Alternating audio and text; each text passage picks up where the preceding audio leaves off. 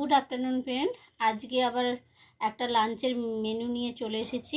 কি করেছি তোমাদের সঙ্গে শেয়ার করছি। দেখো কি করেছি। এই যে প্রত্যেক দিনের মতন আজকেও সাদা ভাত,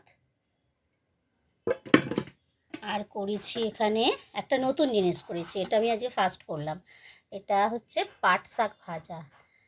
আমি বাপের বাড়িতে গিয়ে খেয়েছিলাম, কিন্তু নিজে কোনো দিন তৈরি করিনি। আজকে ভাবলাম একটু করে দেখি কেমন হয়েছে।